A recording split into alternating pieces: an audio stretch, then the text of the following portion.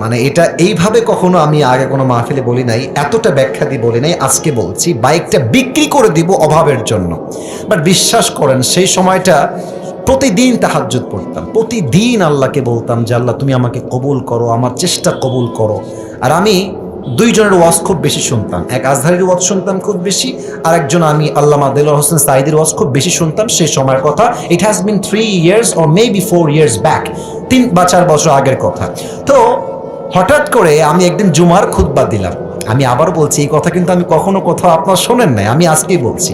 তো জুমার খুতবা দিলাম, আমি প্রায় 1 বছর যাবৎ জুমার খুতবা দেই, ভিডিও আপলোড হয়, কিন্তু কখনো কোনো রেসপন্স আসে না। আই মিন কেউ দেখে না ভিডিও, এই 10টা-20টা লাইক পড়ে, 2-1জন কমেন্ট করে মাশাআল্লাহ, আমি তাতেই খুশি, আলহামদুলিল্লাহ। 2-1জন দেখলে আমার জন্য এনাফ বা আমার খুশি কারণ হয়ে যাবে। তো আমার মনে আছে হঠাৎ করে একটা ভিডিও আপলোড হলো আমাকে নিয়ে, মাশাআল্লাহ ভিডিওর টপিক খুব ভালো ছিল, লাখ লাখ রিচ হয়ে গেল। একদিনেই মনে করেন যে 10-20 লাখ মানুষ দেখে ফেললো সেই ওয়াজটা। পরে মিডিয়ার থেকে আমাকে কল দেওয়া হলো যে আপনি জুমা পড়ান কোথায়, আমরা আপনার ভিডিও রেকর্ড করব। তো অনেক বড় একটা মিডিয়া আমাকে বলল যে আপনার ভিডিও একটা আপলোড দিব, আপনি ইনশাআল্লাহ অনেক দূর যাবেন, আপনার জন্য অনেক বেশি কাজ আসবে, আপনি কাজ করতে পারবেন আপনার দাওয়াতি ফিল্ডে। তো একটা মাহফিল করলাম, মাহফিলটা ছিল পাবনায়। মাহফিল ছিল কোথায়? পাবনায়। তো পাবনায় গেলাম, আমি হলাম 3 নাম্বার বক্তা, দ্বিতীয় বক্তা না, 3 নাম্বার। তো আমাকে যখন ওয়াজে দেওয়া হলো, দ্বিতীয় বক্তা খুবই রাগ, আমার টাইমটা তাকে কেন দেওয়া হচ্ছে, ওকে তো দিয়ে কাজ হবে না, ওকে নামান, একে দিয়ে কাজ হবে না। এটা 3 বছর আগের কথা, বেশি না, 3 বা 4 বছর আগের কথা। তো আমি ওয়াজ শুরু করলাম, কি বলবো, নিজের কথা বলছি না বা এটা আল্লাহর রহমত বলছি বলতে পারেন। আমি আধা ঘন্টা ওয়াজ করেছি, প্রত্যেকটা যুবক, আমি নেমে গেছি ওরা উঠে গেছে, মানে এই হুজুরকে আমরা ছাড়বো না। নেমে গেলাম, সেটা আপলোড হলো ইউটিউবে। হঠাৎ করে একদিন আমার বাসা ছিল রাজশাহীতে, রাজশাহীর আমাদের মেইন শহরের বাসা। আমার আব্বা জুমার খতিব এবং আমার আব্বা একটা মাদ্রাসার প্রিন্সিপাল। তো আমি বাইপাস দিয়ে যাচ্ছি বাইক নিয়ে, ভাই আমার কাছে কিছুই নাই, বিশ্বাস করে না আছে টাকা, আর আমার 2টা সাদা পাঞ্জাবি ছিল। আর আমি যেই জুমার খুতবা দিতাম, জুব্বা যে পরবো, জুব্বাও ছিল না ভালো। আমার বন্ধু থেকে জুব্বা ধার নিয়ে আসতাম যে বন্ধু দে, জুব্বাটা পরে মাহফিল করব বা একটু দোয়া করব, এই ওয়াজ হবে, আবার তোকে জুব্বা দিয়ে যাব। তো আমি এই অবস্থায় মাহফিলের জন্য বা রাস্তা দিয়ে হাঁটতেছি। তো হঠাৎ করে আমার কাছে একটা কল আসলো, বললো আপনি কি আবরারুল হক আসিফ বলছেন? এটা অনেক আগের কথা, আমার ক্যারিয়ার কিন্তু শুরু হয় না। বললাম জি ভাইয়া, আমি আবরারুল হক আসিফ বলছি। আপনি কে? তো বললো যে আমি অমুক জেলার থেকে বলছি, আপনার একটা মাহফিলের ডেট লাগবে। শুনে কলিজায় এত শান্তি লাগলো যে আলহামদুলিল্লাহ, আল্লাহ হয়তো আমার রাস্তা খুলতেছে, এই তো রাস্তা আমার খুলে যাচ্ছে। তা আমি একটু ভাব নিলাম, আমার কিন্তু ডেট মেট কিছুই নাই।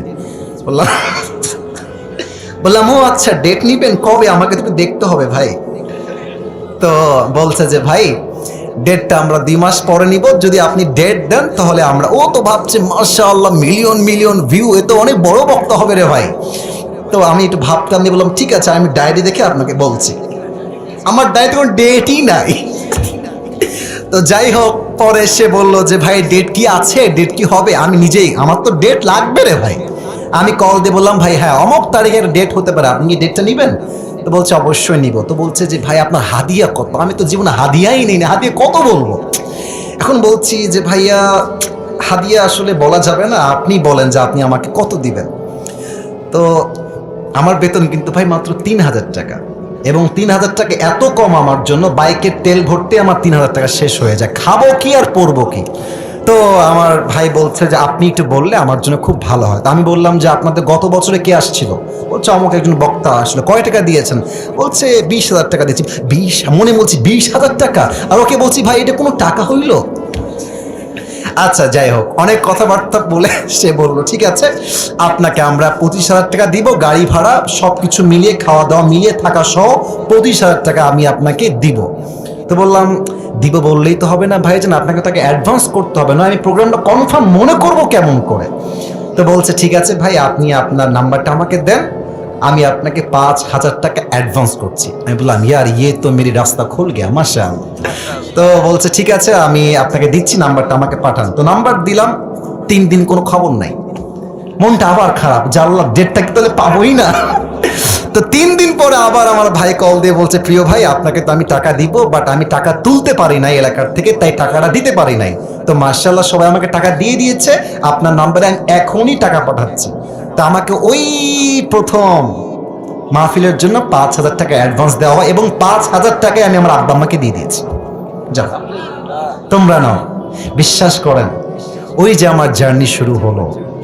আল্লাহু আকবার, কি বলবো। এখন এমন একটা দিন নাই যেই দিন শত শত কল আসে না। আসিফ হুজুরকে লাগবে, আপনাদের কি? আমাকে বলে 3 লাখ নিবেন, 2 লাখ নিবেন, 1.5 লাখ নিবেন, কত খালি বলেন না আপনাকে আমরা চাই।